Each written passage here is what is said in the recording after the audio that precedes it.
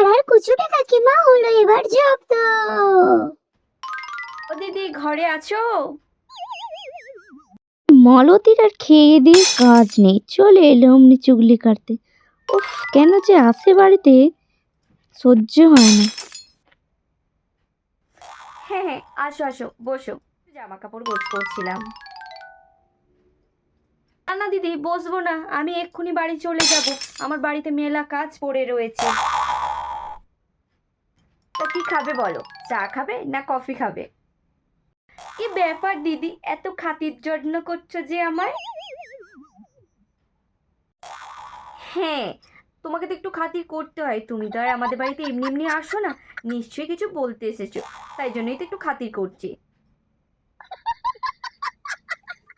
তা দিদি, তোমার মেয়ে তো বেশ বড় হয়েছে, মেয়ের খবর টপর কিছু রাখো? না গো দিদি, আমার মেয়ের খবর আমায় রাখতেই হয় না, তার জন্য তো গোটা পাড়ার লোক আছে। আমার মেয়ে কি করছে, কোথায় যাচ্ছে, সমস্ত খবর না এই পাড়াতেই আছে, তাই তুমি ওখান থেকেই পেয়ে যাবে, আমার কাছে পাবে না। হুম। তা তোমার মেয়েকে দেখলাম কার যেন একটা বাইকে করে সারাদিন টই টই করে ঘুরে বেড়াচ্ছে। তো কার বাইক শুনি, তোমাদের নাকি? সে আমি কি করে বলবো, আমি আবার লোকের খবর রাখি না বাপু, দেখলাম তাই বলতে এলাম। কার মেয়ে বললে? কার আবার? তোমার মেয়ে গো, তাই জন্যই তো তোমার বাড়ি বলতে আইলুম। ও আচ্ছা, আমার মেয়ে। আমার মেয়ে যখন, তোমার মেয়েও নয়, তোমার বাইকও নয়, তাহলে তোমার এত মাথা ব্যথা কোথা থেকে আসছে?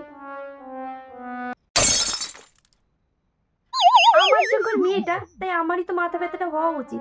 তোমার সমস্যাটা কোথায় একটু বলবে দিদি?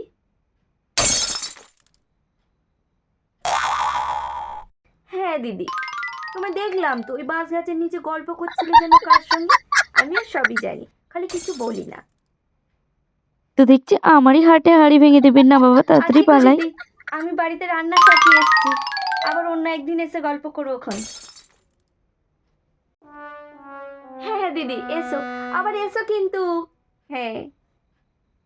নিজের চরিত্র ঠিক নেই, আবার অন্যের চরিত্র নিয়ে কথা বলে। একে একটু বুদ্ধি দাও ভগবান, একটু বুদ্ধি দাও। ভাবছে হয়তো আমি কিছুই জানি না। খালি কুটকাচালি আর কুটকাচালি, কেন যে এই কুটকাচালি নিয়ে পড়ে থাকি, নিজের চোখে তেলও দিতে পারে না, যত সব।